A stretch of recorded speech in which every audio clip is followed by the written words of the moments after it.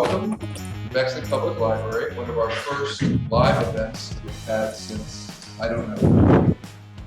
Sam Szymanski, and on behalf of the Board of Trustees of this fine library, again, welcome. We appreciate everybody attending in person, and we also appreciate those of you who are online, almost 20 or 30 people at this juncture, witnessing this fine event. First, Whitney has done an amazing job. She's our manager, basically, of adult services here at the library. She's worked tirelessly to put this together. And Josh is our technical director. He's also done an incredible job making it happen, both here in the auditorium and in our audience at large. The main event behind me, Alec. I think most of you know him already, right? Warrior by day, rock star promoter by night. I think it's fair to say. Charlie as well has devoted himself to the local music scene. I'm told at least 6 shows a night prior to COVID at both Natalie's, where he and his daughter are the proprietors. And together, the two of them have really brought Columbus to the forefront of the live music scene, which of course is the cornerstone of music in a town such as this, really nationwide. Alec's reputation is, of course, known to all of you. He's been on the board at the Rock and Roll Hall of Fame for 20 plus years, never missed an induction, been the chairman, has his hands in really every aspect of promoting music, live music, the rights of artists, and raises awareness on a constantly ever-changing landscape. He's done a really terrific job. Those of you who have read his book understand how important that is, and of course, thanks to the cast for promoting the same at Gramercy right across the street. So what we have here tonight is going to be an incredibly interesting and informative, wonderful look at how these two have really devoted themselves to the rock and roll landscape here in Columbus and have made a real difference in the way that music is consumed and understood. So they're going to have a conversation for about 45 minutes, and then they'll take at least 15 minutes of interesting questions from the audience. Again, I see something. I don't know why you're chuckling. Again, on behalf of the library, we appreciate everybody in attendance. Again, a big round of applause.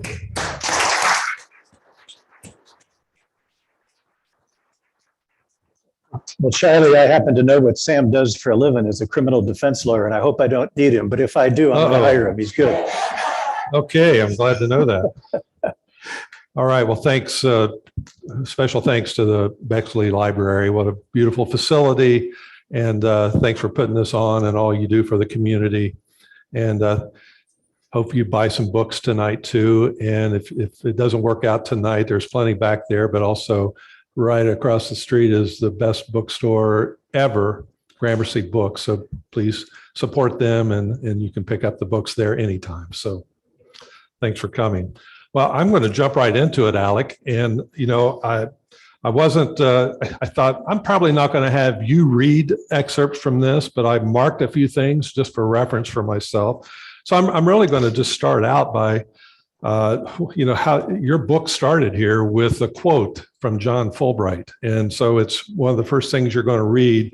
And I just thought that might be a good jumping off point for discussion, but I'll read it. I'll do my best to get it accurately here. Music is the language of emotion, like that feeling in the pit of your stomach whenever you hear something that feels like it was custom made for you. You go, oh God, I can't believe anyone else felt like this before. We're a language-based animal, and one of the most complicated things we have in our toolbox is music. It speaks when nothing else can. Powerful way to start the book. I think to me, that's a good starting point to say, what do you think that means? What does that mean to you? Why do we do what we do as far as presenting music and the power that you find in your life as you reflect back as you were putting this book together, and why you selected that quote? Well, this is undress rehearsed, and that's a great opening question. A lot of people say that music speaks to them. And we hear that all the time, and there's an element of truth to that. Clearly, you hear what a songwriter writes, what a singer sings, and it speaks to you. I think one of the things that I've appreciated most about music over the years is the extent to which it speaks for me. I think I'm pretty good with words, but there's an awful lot of emotions that I'm not very good at expressing. There's a lot of situations where the words don't come. But finding a great songwriter, a great song that speaks for you, I think is special. And then the only other thing I would add, and it's probably a theme throughout the book, and maybe a theme you and I could carry on and have for hours and hours, is the extent to which music connects people. I mean, it really is a communication tool, whether it's words, whether it's rhythm, whether it's just getting people together in a room. It's a real connector. Yeah, no, I agree. And I think that's one of the things that probably brought us together, that mutual feeling about how powerful that is. And I think obviously with the pandemic that we've been through, to me, it's more obvious than ever of the power of music bringing people together.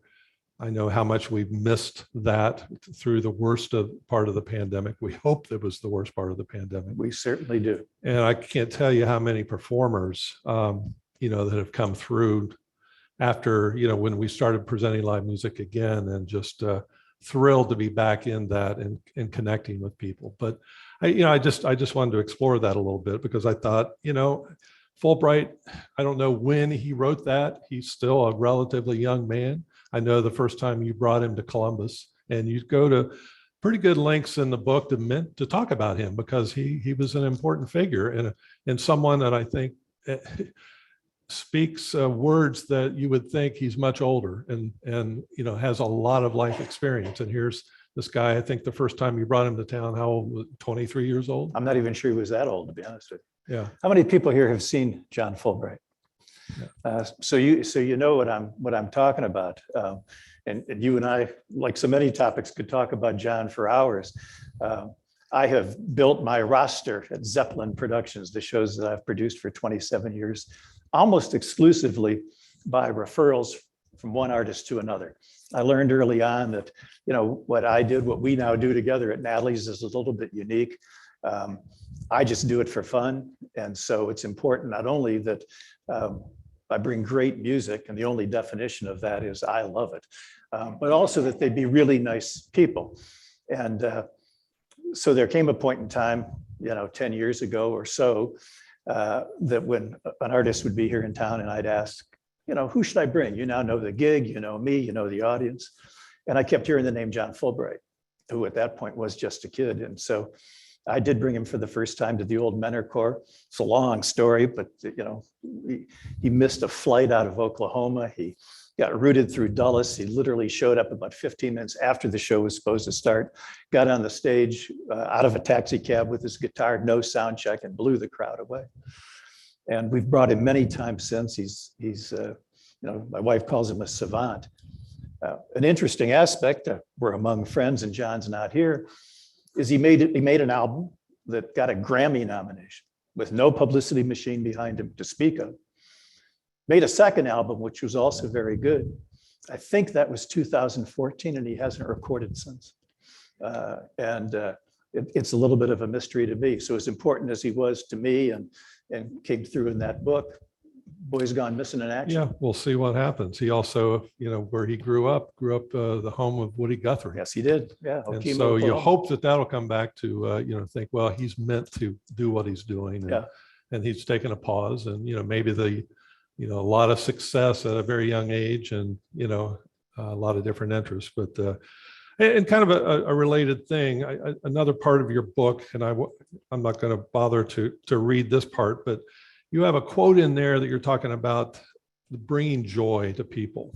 You're saying on some of these shows, looking out on the crowd and how you felt that you were responsible in a great way for bringing so much joy. And I'd like to explore that a little bit, because I know over the years when I'm trying to do what I do, which is very similar, I'll have occasionally people that will say, and they know that there's a lot of work involved with it. So, like, why? And you're actually trying to make money. Right. So, it goes into the motivation aspect of it. As you address in your book, and as you just said, you're not doing this to make money. I never gave up the day job. And I have to be honest, and I shouldn't admit this because it shows you probably the lack of me being a great businessman. I didn't get into this to really make money. That wasn't the motivating thing. To me, it was, of course, my daughter, Natalie, my partner. I wanted her to make a good living with that, but that really wasn't the motivator. So, I suppose if we had a couch here and Rick could be our psychiatrist here, he could examine some of the, kind of the deep-seated things, why do we spend so much time and why is that important to us? But I'd like to hear you take a stab at, what is it about that you think drives you and makes you want to continue to do shows? And maybe just, we can talk about that a little bit. Well, going all the way back to where your question started, one of the, when I started promoting shows in 1995, got talked into doing it by now my good friend, Tom Russell. One of the reasons I continued doing it and continue doing it to this day is I guess where you're going with this. I did make my living as a corporate lawyer. That was the day job. I didn't give it up. But I can tell you as a corporate lawyer, you never have the feeling, or very rarely anyway, that you get standing on the side of the room in front of, you're on the side, 150 or 200 people looking up at the stage with smiles on their faces, tears in their eyes, and it would kind of wash over me. Wow, I brought this kind of joy and emotion to these people. That doesn't happen when you're a corporate lawyer. So it was a feeling I truly enjoyed. I never really thought about it this way. Probably also enjoyed the reaction of the artists when they came to town. And like you, we've become friends with some of the people we bring through, and how much they appreciate, that kind of a setting, that kind of an audience, a listening room environment. Yeah. People who come ready to understand the words, laugh at the right time, cry at the right time. Right. It's a nice feeling to contribute to that. Lord knows I couldn't do it singing or playing an instrument. Do you think it's an extension of maybe when we were teenagers and we were riding in our cars and we were maybe on a road trip and you're saying, I can't wait for you to hear this record that I just listened to. At least for me, and I'm sure with you, is that thrill of discovery. And I think it was a two-way street. I looked to my friends and people that I respected. But, a lot of it for me, for whatever reason, I'm saying I don't really understand maybe the deep-seated reason behind what would make me want to do that. I just know that I loved it and I wanted to share it.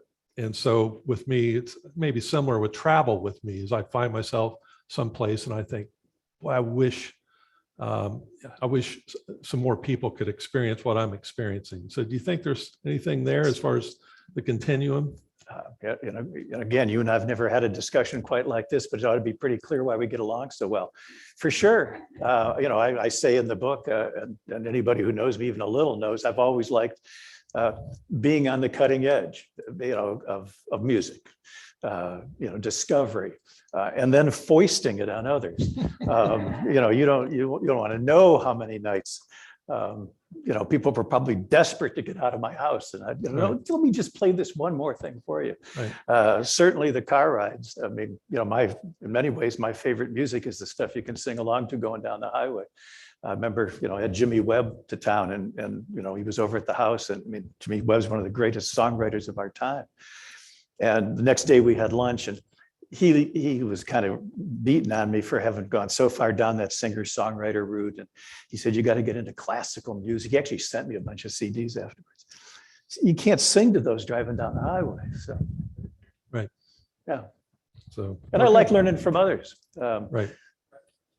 Yeah, it's just an interesting concept to me about trying to understand what makes, what's the motivation there. I'm going to go back also to the beginning of your book where the Big Bang, Dion, you devote quite a lot of time at the beginning and then at the end of your book about this important figure in rock and roll. And so I'm going to start, and I think you address it a little bit, but it's like, what was it? That was a time period that,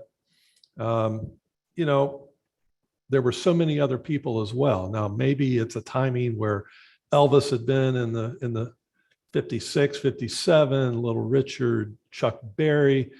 It might have been that transition where there weren't those people making as big a splash in 1962 when Dion first started making records. But, why don't you speak a little bit to why you think Dion spoke to you, maybe initially more so than the other, common people that we would think about that were, kind of the acknowledged masters and founders of rock and roll. Well, to make it clear, Dion had been making records before 61 or 62. He'd had a bunch of big hits, kind of came out of that Bronx doo-wop sound and with the Belmonts. And so, he was already a star. As you, allude, the music also died. Don McLean sang about it, but, Elvis went to the army and Little Richard went to the ministry and Chuck Berry went to prison and, those guys were gone. Dion, it's in the book.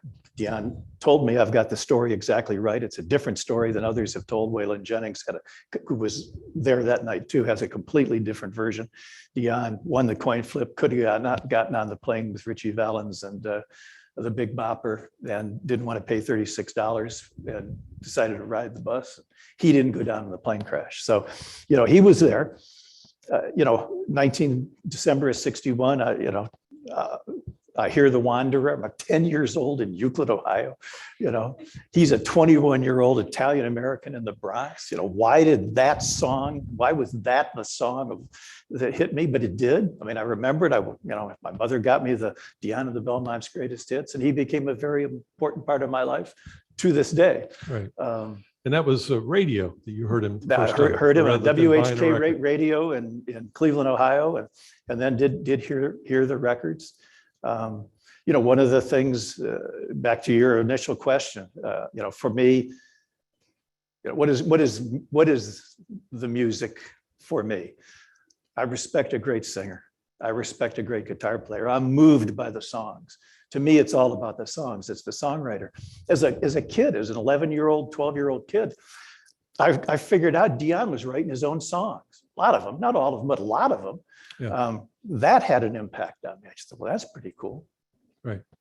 Well, and I don't know that there's anyone here that maybe dating myself here, but the Wanderer and some of those songs are immediate classics. When you hear them, they hold up to this day. Yeah, sure. But I was just curious as far as you heard the song on the radio and it was just that combination of sound and whatever it was. Yeah. Sometimes there are things like it could just be a mood that you're in that maybe often a different mood. Yeah. Maybe it wouldn't have made the same impact. But apparently I was 10 years old and wanted to wander out of Euclid, Ohio. I don't know where I would have gone. Wycliffe, maybe. Yeah. Well, and it also speaks to something that I think we're really missing in society today, the importance of a DJ, someone who can curate, can kind of help expose people to things. Local radio stations. A couple of weeks ago, the New Yorker Festival did a virtual, they had partly live, partly virtual, and a writer that I greatly admire, Atul Gawande, was interviewing Amy Mann. Yeah. And she performed some songs. She has a great new record out. And, they had a brief discussion about, what do you listen to? And she said, I don't even know where to start anymore. There's so much great music out there that I almost just shut down because I don't know where to start. And what I heard her say, whether if she really said it or not, was I almost need someone to curate what I listen to, someone that I trust. So it gets back to, sometimes it could have been a DJ, it could have been an influential person in your life, a brother, a sister in my case, that was listening to Everly Brothers and Little Richard that I heard in my home. But I know there's some exceptions. I know we have Maggie Brennan, WCBE, that we're admirers of that station, and Absolutely. some of the other local stations. But I mean, as far as just that power of discovery of new music, I just don't know that it happens as much these days. And of course, we have the internet. We have a zillion other ways, but but the internet, technology, like so many things in life, it cuts both ways. Any 14-year-old kid with a guitar and a computer can get their music out there. Right. I guess that's a positive. But on the other hand, as you say, it results in there just being a plethora of stuff that is hard to sort out. Now, there's probably a few of you like me who listen to outlaw country. In terms of the kind of music I like, they actually have some people there who do, curate it a little bit for you. Right. But generally speaking, I agree with you.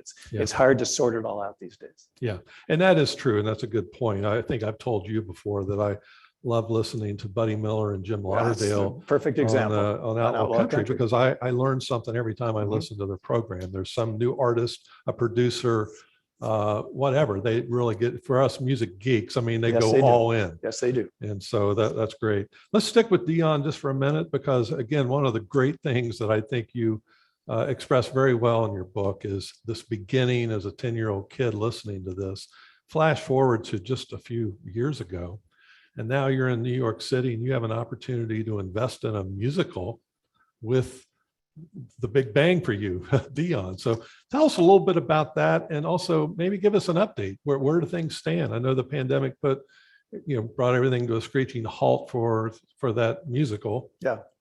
Well, again, I listened to Dion, 1961, The Wanderer. He made a bigger impact on me than anybody in that time frame. I stayed with him. He got signed by Columbia Records. They tried to turn him into a nightclub singer. That failed. He also, which I didn't know at the time, was a deadlock heroin addict and had been since his high school days, at the peak of his career. And so he disappeared. He comes back in '69 with Abraham Martin and John, a folk song which he did not write, actually written by the same guy who wrote the song Snoopy and the Red Baron, if you can believe that. So I stayed with him. I bought the albums, the independent albums he made for a couple of decades. And then I was at South by Southwest, and whatever year that was, 2016, 2017, I'm in a room, not as big as this room, 200 people crammed in, Dion on stage with an acoustic guitar leading us, singing along to Run Around Sue. So, to me, I thought at that point I'd gone the complete circle. And then, what year is this? 21, they all run together. Early 2019, I'm probably following him on Facebook. It's where I get most of my information. And I see that there's a musical in the works about his life.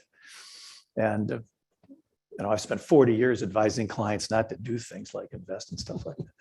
But I called a woman I know on the Rock Hall board who's very active in Broadway productions. And I said, you know anything about this? She said, I haven't heard a thing about it. Don't know anything. And, maybe it's fate. I don't believe, in coincidences. The next day, she got an email from the executive producer asking if she was interested in investing in the musical. And she sent it to me. She said, I'm not, but, you might want to pursue it. So I called Jill, the executive producer. I was going to be in New York on business a couple of days later, or a couple of weeks later. Met her for breakfast. She brought the writer. She brought the, whatever they call the guy who's the business manager. And as you might expect, before the breakfast was over, I'd agreed to put a little money into a musical about Dion called The Wanderer. And so it proceeded along. They got a great cast, a guy from New Kids on the Block, a couple of big name Broadway actors. They hired the set designer from Come From Away. If you've seen that, how wonderful that is. So it's rolling. And I think it was February 26th or something, 2019, I get invited to go to New York for a reading. You want this whole story? For a reading I think it's a great story. Of The Wanderer. And so I go into this office tower in Midtown Manhattan. You go up the elevator and there's all these rehearsal. I didn't even know these places existed, rehearsal spaces that bands can use to rehearse before they're going out on tour and all kinds of stuff. And they're in a room, again, maybe a little more than the length of this, 3 rows of folding chairs. The actors' podiums are going to get up and read. The band sits over here. The music director, Steve Van Zandt from the E Street Band, is sitting there. Kathy and I go in, we sit down. There's a center aisle. I sit down. And about 5 minutes before the reading is supposed to start, in walks Dion. And, people are hugging him and high-fiving him. And he knows a lot of the people in the room. And he looks around, the place is full. He picks up a chair and sits it down right next to me. And so we sat there for 30 seconds. And finally, I turned to him and I said, there's people in this room that have a lot more money invested in this production, but nobody's got more passion. He says, oh, it's wonderful. He says, what's your name? And I said, Alec Wightman. And I've got a witness, although she's not here tonight. He stands up and he says, you're Alec Wightman? I said, yeah. And it turned out he had a buddy in Cleveland. I'd never heard of him, a lawyer in Cleveland who he'd known since the 60s, who was there. He says, Avery, come here. This is Alec Wightman. And he'd heard about me in the Rock Hall context. I'm sure he'd heard about me from the producer and so on. But it was like the thrill of a lifetime. And he sits back down, and for 3.5 hours, I watch a reading, but they do all the songs that move the plot along about Dion sitting next to, my childhood hero while his life unfolded in front of me. Hard to beat that. Unbelievable. So what's the latest as far as when people can see this musical? So it was scheduled to open at Paper Mill in New Jersey, which I now understand is one of the 3 principal stepping stones to Broadway in, so let's see, that was 19. So in May of 19, that got blown away. It was rescheduled for last year, that got blown away. And it is scheduled for opening. I've got it on the calendar, opening night. I don't remember now what it is, March 26th or something. Okay. Barring any next other year? complication, next year, 2022. Okay. Yeah. Hopefully on Broadway in 23, unless it's a critical bust. Right. Well, before we leave Dion and move on, one last thing that I just wanted to ask you about. We've briefly talked about this on our own, but the record producer, Tom Wilson, who a lot of us record geeks would know as the man, involved with Bob Dylan's influential records in the mid 60s when he went electric. And so, he worked with Simon and Garfunkel. I mean, it's just his lots and lots of other. His resume is pretty impressive. And so one of the things that you mentioned briefly in the book is that during the time that Dion was recording, he had gone through part of his career where he was starting to do a few Dylan covers and wanting to do it with electric instruments rather than the acoustic versions.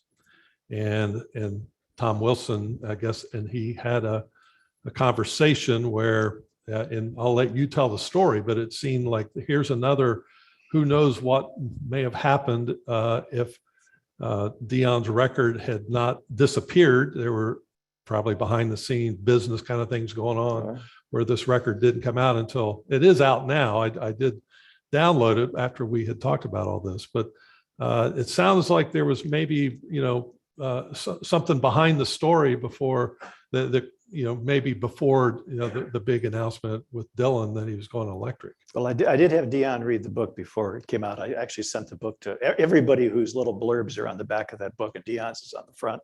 I asked to read it before it came out, and he tells me I got this story right too. But the story is that Dion got signed by Columbia Records. He was on a little independent label called Lori. He had all those big hits. Columbia signs him. He did Ruby Baby, which I think is an old Drifters cover song, actually. And then they tried to turn him into a nightclub singer. He was completely upset about the whole experience. And he decided, this is like 63, that, that folky movement that was coming along was something he wanted to do. He grew up on Hank Williams. He grew up in the Bronx. He grew up on the great soul music, and he was his own big bang. So he was in the studio and being produced by Tom Wilson, African-American, Harvard grad, should be in the Rock and Roll Hall of Fame. Great guy, apparently. And at the same time that Wilson is producing this album that's Dion's vision, which is folk music with an electric band, he's producing Dylan. And Dion says he told Wilson, you ought to try with that guy what you're doing with me. And so whatever, I think it's Highway 61 Revisited, although I'm not sure which album it is, I think so. Dion would say, it was my suggestion to Wilson that put those electric instruments behind. Now, when Dion's album was finished, Columbia threw up all over it. They said, they wanted him to sound like Dean Martin or Bobby Darin is what they really had in mind. And they wouldn't release it. And it didn't come out in its full, until, I don't know, 2017 or something. It's a great record. It's a great record. Yeah. And what if that had been the record that came out in 63 or 64 rather than Highway Yeah, 61 all of a revisit. sudden this revelation, like, wow, what a new sound. Yeah, And, this whole blend of folk music and rock and roll and all that. So, yeah. Anyway, found it a very interesting story. So another major component of your book is the Rock and Roll Hall of Fame. So, I think we need to go into that a little bit. What a thrill it had to have been for you.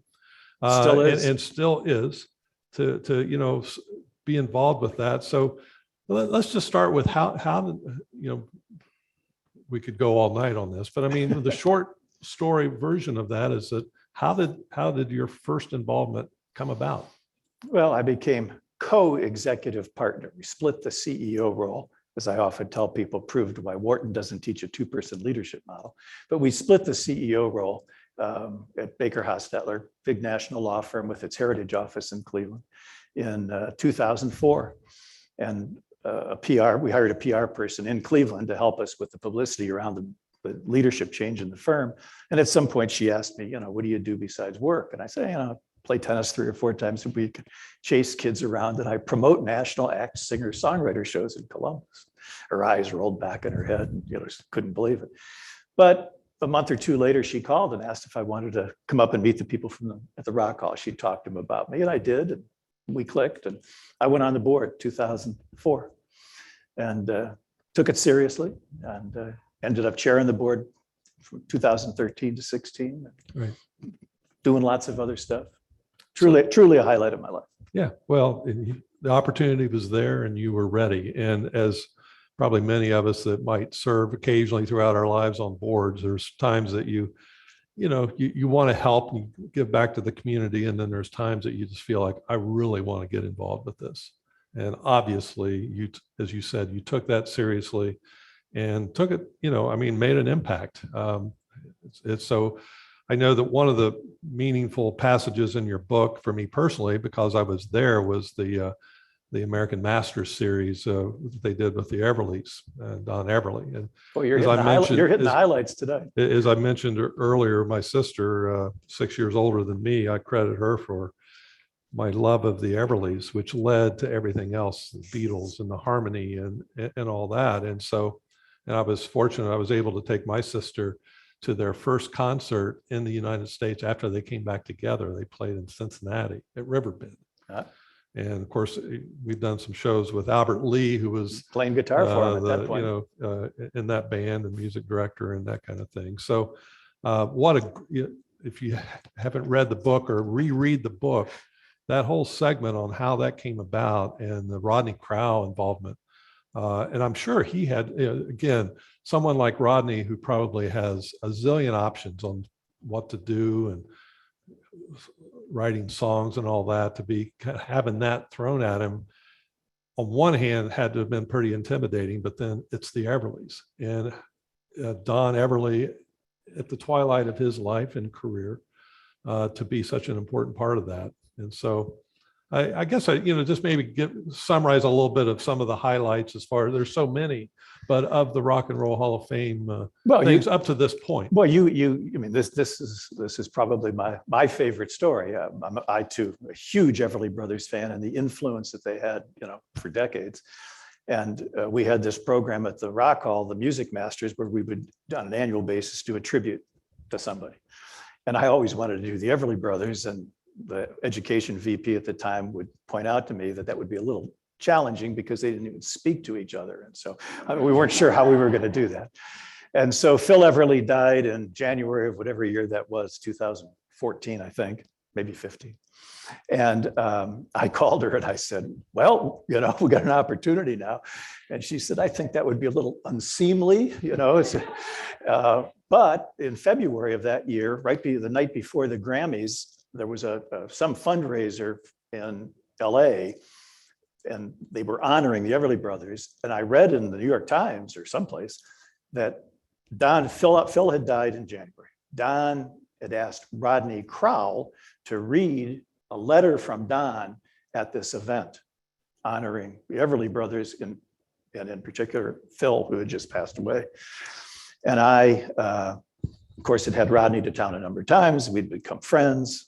And so the light bulb went on, and we worked the machinations, and ultimately I got a hold of Rodney and asked if he would help us navigate the Everly family, both Don,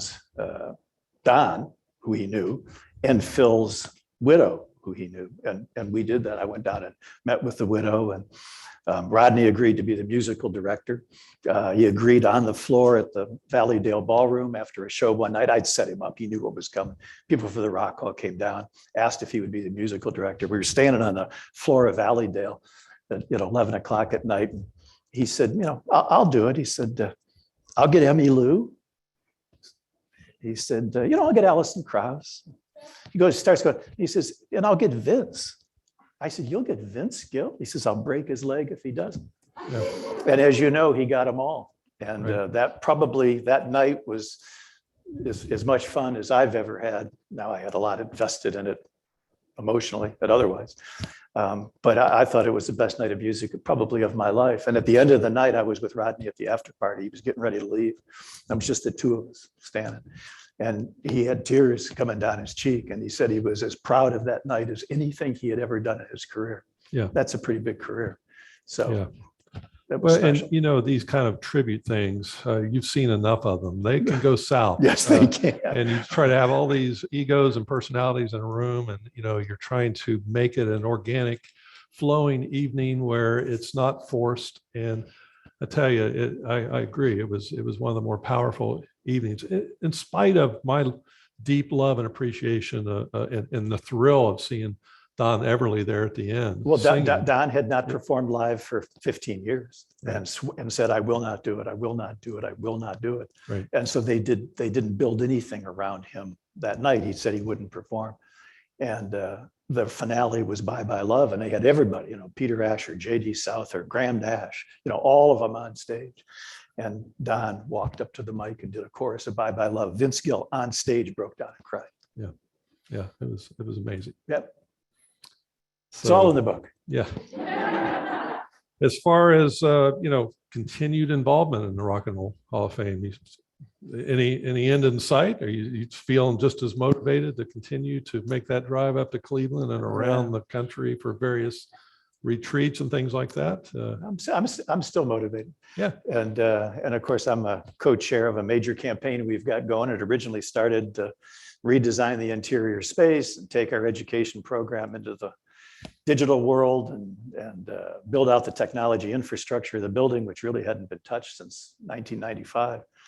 And we kicked off a $55 million campaign in December of 2016. And by July of 2018, we were at 57.5 and hadn't gone outside our board. And so, we took a big, deep breath, and it's not about raising money, it's about impact. And lo and behold, we were able to access the property between if you know Cleveland, the Great Lakes Science Museum and the Rock Hall. And we're going to expand the building, very significant expansion. And the campaign is rolling, and we're at 80 million now. And anybody wants an envelope or something, I'm sure I can come up. Yeah. Well, and, major impact with COVID and trying to, losing that, people coming in and things like that. And it seems like we've gotten through that for the most part. I'm sure there's still, some numbers have to be impacted, but, hopefully full steam ahead. Actually, the Rock Hall has done a lot of things right, and one of them is the way they navigated that whole experience. And yes, when it reopened, the attendance is back pretty close to what it was in 2019. It's done very well. Any glaring omissions as far as inductees? I know you mentioned Tom Wilson maybe as being someone that should be, but listen, I'm sure you sat in on a number of these discussions. I'm sure more than a few times I've bent your ear about the Sir Douglas Quintet and Doug Somm need to, all of us probably at one time or another have our favorites and gripes about why isn't this or that person. But speaking just from yourself, is there? And let me make it just 30 seconds on the process. So I'm on the board and chaired the board of the nonprofit entity that owns and operates the building in Cleveland. And it does so pursuant to a convoluted management and licensing agreement with the foundation in New York, which was actually formed in the early 80s, long before the building went up, which has the intellectual property rights and does the inductions. I'm also on that board and have been on that since 2013. So in that regard, actually, I get a vote in the process, but I'm not on the nominating committee, and that's where the action really takes place. And so I'm not privy to what goes on behind those closed doors. You know, I'm surprised you didn't let 6 of these people ask that question, because most of these talks I've done, somebody's beaten on me about somebody. And I'm sure they still may. Then they still may. You know, the one I usually throw out is Warren Zevon. I just thought, you know, who, by the way, played keyboards with the Everly Brothers, but, you know, was a wonderful songwriter and performer in his own right. And who did David Letterman induct? Guns N' Roses? Somebody.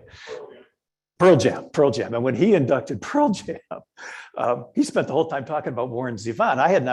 I should have known, because I remember that last show when Warren was dying and he was on, you know, for an hour with David, but he'd been like oh boy, we better wrap this up. Anyway, I thought he made this passionate speech about Warren Zevon, and it didn't have any impact on the next year's nominating committee. It's one of those things that there's so many newer artists that are just being eligible. Now you're, you know, combining that with people that might have been overlooked. So it's always a tricky thing. Yep. I made a note here too, and this was covered in the introduction, the use of the word or the phrase rock and roll.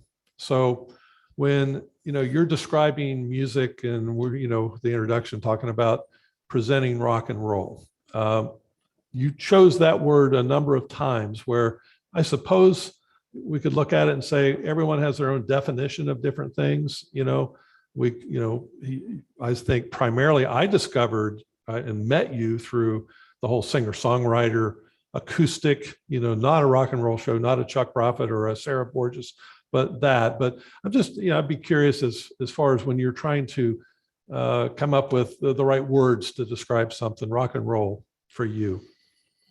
Oh, you know, I think it's a very expansive definition. Yeah. You know, to its roots, it's you know, the merger of, you know, country music, hillbilly music, and rhythm and blues, soul music, but you know, anybody that wants to try to make the argument today that, you know, LL Cool J isn't rock and roll, man, that train has left the station. You know, I make the same argument about, you know, people, why isn't Dion Warwick there? You know, I mean, there's, to me, it's a very broad definition. It's some would make the argument it's as much attitude as it is the music. And what did Motown used to call it? The music of the young generation, or Berry Gordy had a line. I don't know. Yeah. All right. I know we want to get to some questions, but I still have another page, so we could be here forever. You know, we briefly, I think I gave you a little bit of a warning about this as far as just if you thought of something, but, you know, anytime you do some ambitious project like a book, you know, you have to edit out a lot of things. And so you're doing your first draft, and then, you know, you look at it and you get feedback and you say, yeah, I think this maybe I'll cut this out.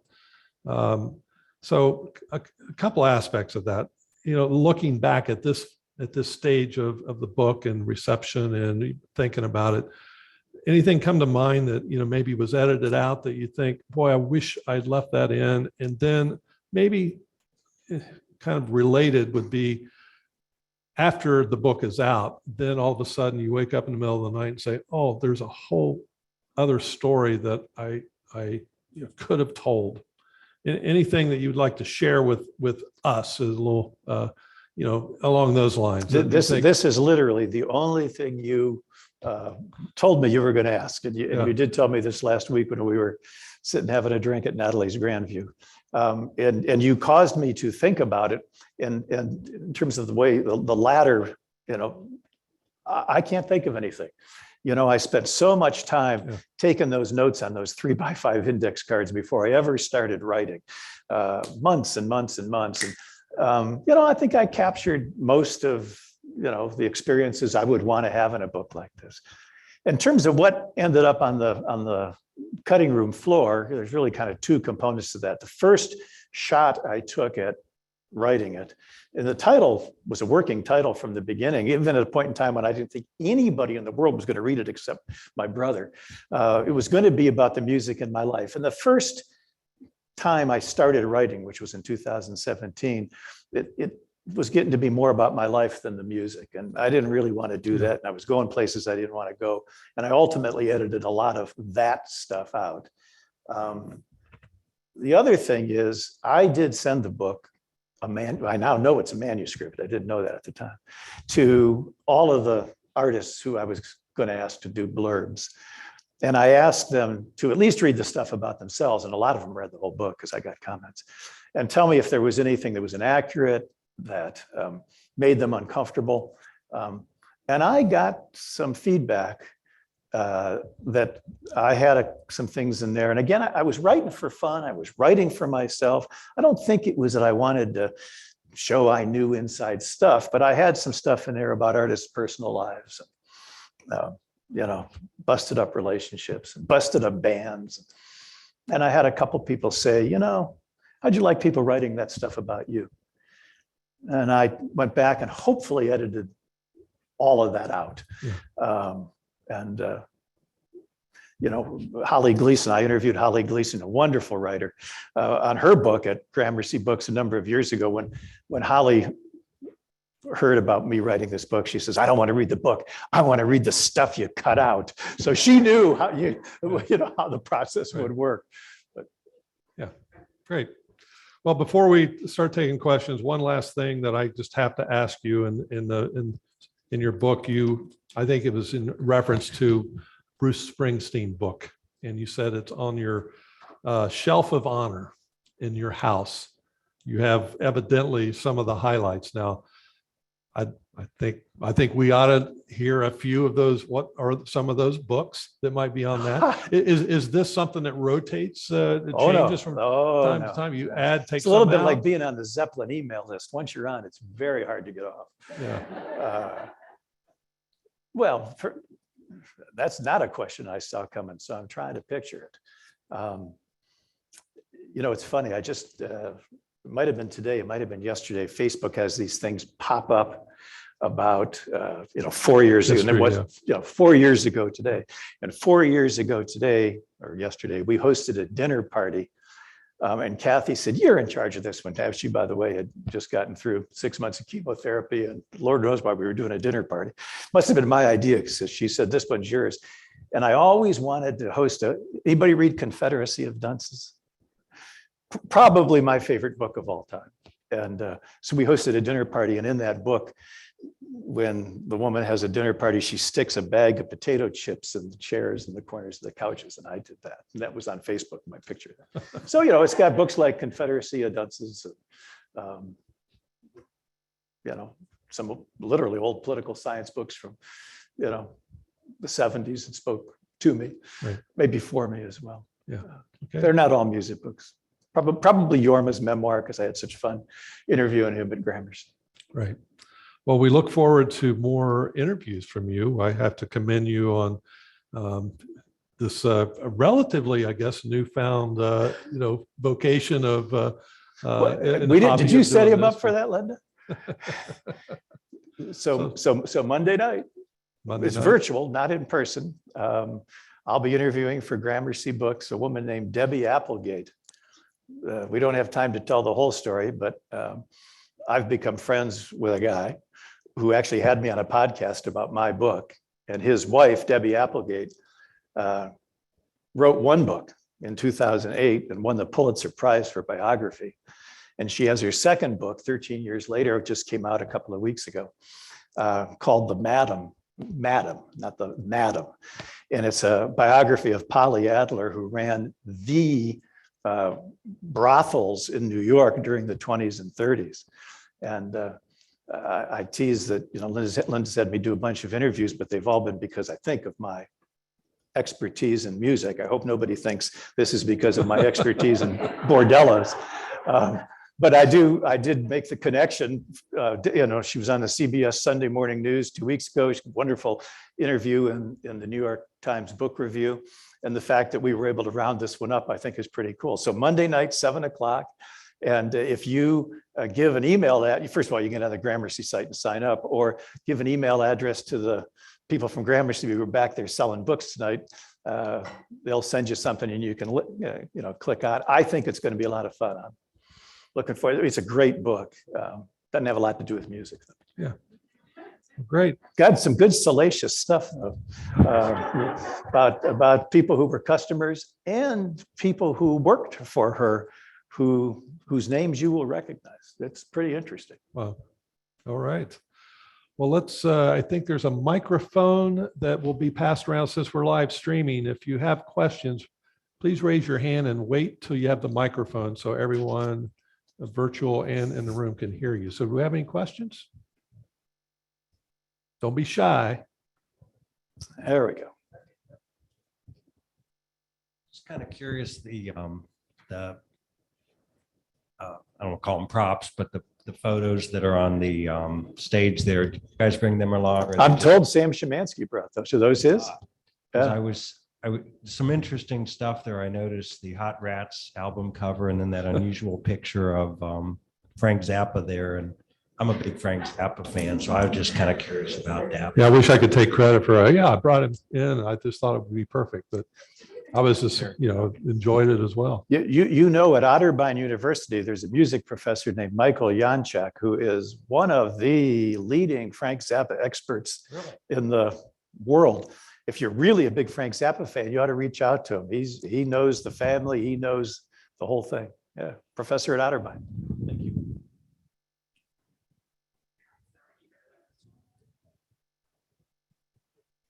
You were indicating how we don't have DJs anymore, so we don't know who the current people are. Who would you name as a current artist that you think is worth us digging out of YouTube? Wow. One of my problems is I got into that singer-songwriter rut. I appreciate when I get out of it and so on, but just trying to think of a couple people that we've had at Natalie's recently. We had a woman there a couple of weeks ago named Maya Sharp, M-A-I-A, Sharp. Her dad actually was a big-time songwriter, 3-time Grammy winner, wrote lots of big hits.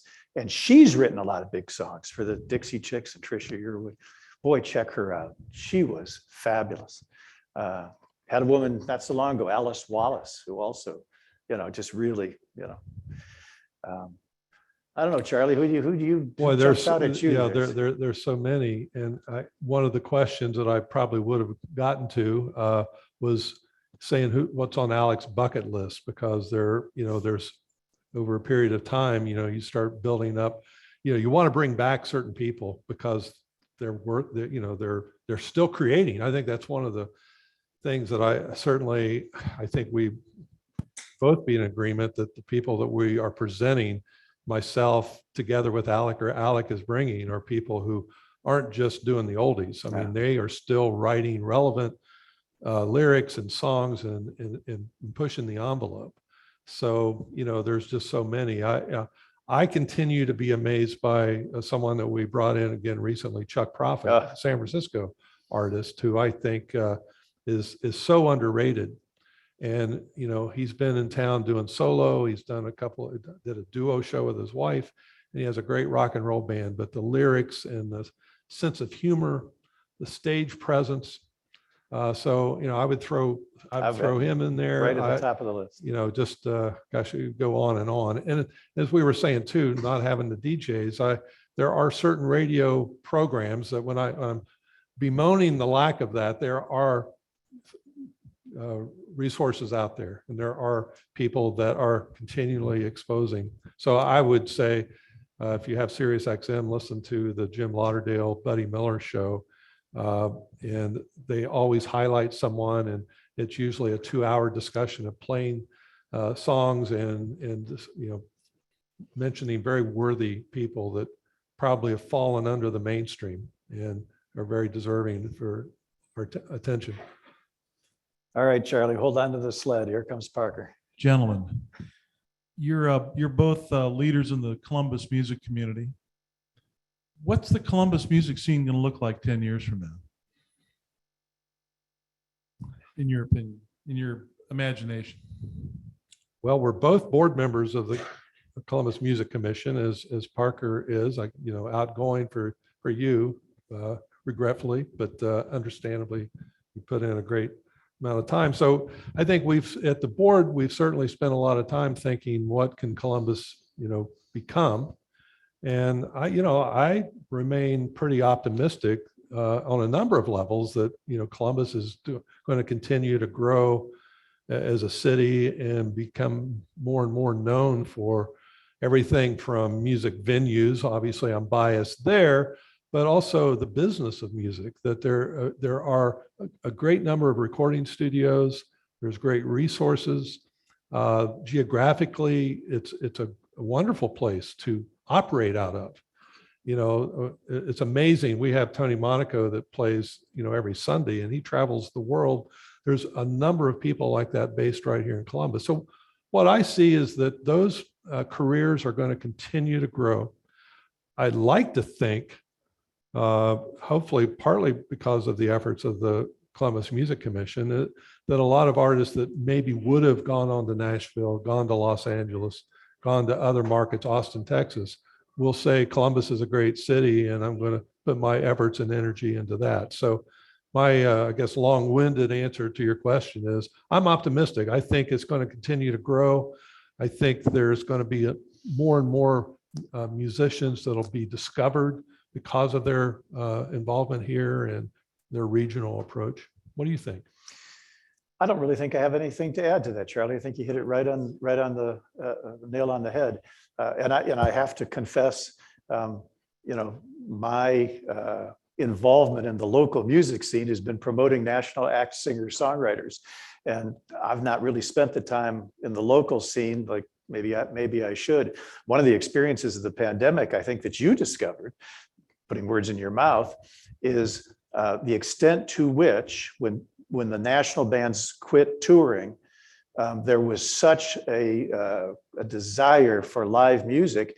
You were able to promote a lot more local acts than you had done historically, and did it with great success. And that's kind of an eye opener to me, the level of talent we do have here. Right. And I think it's an ongoing discovery of music that's right under our noses. I came into the Natalie's experience really not feeling like I appreciated jazz, but didn't really know much about it, and kind of had, I think, the good instincts to reach out before we opened to speak to some of what I knew to be the authorities in jazz and say, how should we present this? Who should we work with? And so I learned a lot there, and I've grown to really love and appreciate the music that I don't think I would have if it had just been listening, to whatever record someone may have recommended. It's that live music experience that really trumps everything. I think, there's so many artists that have great recordings, but to hear them live, there's just something really magical. So I like to think that we're going to continue to have that with, Kappa and the great venues and organizations like that it's just going to continue to grow and be appreciated. Someone up. Oh, Thanks for being here. Appreciate it. I just watched that David Foster documentary on Netflix the other night, which, if you haven't seen it, it's fantastic. So I was just wondering, from an industry perspective, who are some of the people you admire that may have touched tons of artists the way David Foster did? And, we hear so many hits that he produced over the years. And then a side note, I live down the street from you, and I admire your tulips in the spring. If you've never seen Alec's spring in the front yard, there's probably as many tulips outside as there are vinyl records inside. So I was just wondering if any music contributed to your tulips and if they cross over. What contributes to those tulips is the check I write to Scott Fontaine at Scotland Yard's Landscaping. So there's my plug for him. And I don't know the David Foster documentary, so you got to give me a little bit of a running start at that. Yeah, so it starts with him as a kid, and he was kind of a musical prodigy, perfect pitch, etc. Got into some mischief, but ultimately landed on his feet, ended up producing Whitney Houston, countless other acts over the years, discovered, multiple, pop singers. So not quite singer-songwriter, but definitely songs that we've all heard over the years. Yeah. Just kind of one of those guys like Quincy Jones. Like if you know, you know, but if you don't know and you hear all the bands and all the music and all the artists and songs that have come from this one individual or that they've touched over the years, it could be somebody like a manager or an industry rep or a record label or somebody that maybe we don't know in the room, but we should be aware of that you've grown to respect from an industry standpoint over the years. So. Yeah. We'll take a stab at that. Yeah, I mean, I don't even know where to begin. Those people are out there. One of the interesting aspects of getting involved with the Rock Hall has been the extent my eyes have been opened to, the business. I mean, we see, in many ways, like the corporate world, the only difference between big business and small business is the number of digits to the left of the decimal point. All the other issues are exactly the same, and that's true. But boy, I've gotten to know quite well John Landau, and hearing how Landau has managed Springsteen's career. I mean, Bruce is a wonderful, wonderful guy, but he's got his own demons and issues, and Landau has steered that tremendously. Guys like Rob Light, who runs Creative Artists Agency, and the influence they have on getting people in the right place in the right time, and the inductions when they're looking for presenters. And I mean, there's a whole world out there. Obviously the Rick Rubins of the world, and what he's done, including this recent program with McCartney.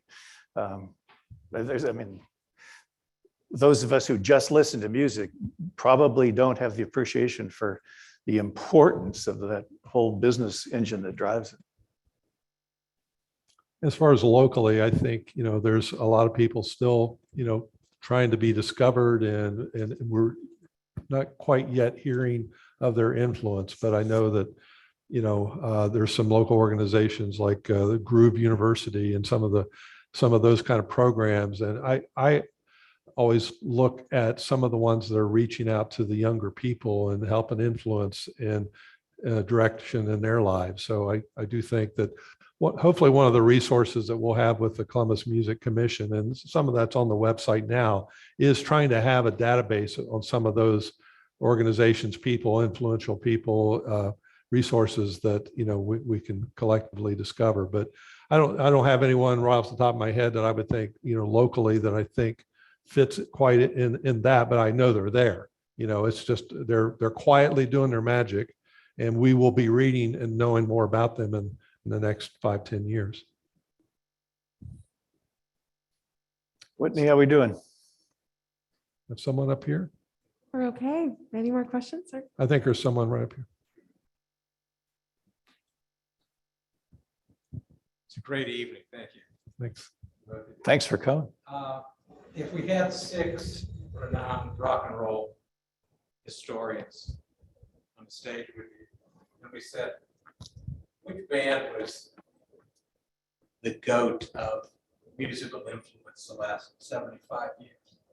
You think they default to those guys? Default to the Beatles? If you use criteria, body of work, influence, impact, what you think of in terms of music? Maybe. That's not fair. I'm not sure I would. You get me going here. I through Rubber Soul, yes, but for me, a lot of that later stuff, and certainly the McCartney stuff, I don't think so. And they would tell you, just going back, remember when the British invasion started, they were giving us back our music. A lot of the early stuff was cover music. I mean, they grew up in Liverpool and in Hamburg and other places playing cover songs, as did the Stones. And when they did start writing their own material, the influence of the Everly Brothers was, just as Chuck Berry and others were for the Stones. I guess I'd find, maybe it's just age, that era a little more long-term influential. But on the other hand, we were with a guy in Washington, D.C. the other night, the current VP of the Rock Hall, and he went on and on about how influential Kraftwerk was. And in term, because they got inducted this time, and that whole hip hop influence and, what they did to the music today. I don't even know the music of Kraftwerk. So That stuff doesn't count. I mean, there we go. There we go. Hand grenade on the table. I That's think, an old guy talking. Yeah, exactly. Me too. I think one important thing though, that I'll say as far as my life experience, and I don't know that you can, as far as coming up with statistics, but I would say in my lifetime, Alec speaks in his book to something that connected with me, and it was a early Jerry Jeff Walker record, Viva Terlingua, and how we discovered songwriters like Guy Clark and different people like that. When I was, same as Alec, when I watched the Beatles hit Ed Sullivan in 1964, and over the course of the next 2 years, I can't think of a single more important influence as far as discovery that they brought to the world, because I don't know that people, it's a generational thing. We had the tragedies of Buddy Holly, things like that. But, Chuck Berry, Buck Owens. I mean, the list goes on, not just in rock and roll, but country, Motown. I mean, the influence to me is still staggering. And I'm sure at some point, looking ahead the next 100 years, there will be something similar, but having that perfect storm of their influence and what they had listened to and what they brought to the world, I don't know that I can't think of anyone Well put. that would have topped that. Well As far as put. if you're just saying, major influence, I just think it's astounding. Do remember that first night on Ed Sullivan, they did Till There Was You from Music Man. What does that tell you about what they were giving us back? Paul McCartney, but it says something about McCartney's musical taste too. By the way, it's a nice song. The first night they did Till There Was You. I'm not so sure they were as impactful as when I saw Elvis Yeah. on Ed Sullivan when I was 9 years old. Yeah. He was pretty special. Yep. But once a group once. Yeah. Yeah. What do you think? All right, I think it's time to, yeah, it's a great program. Thank you. Thank you.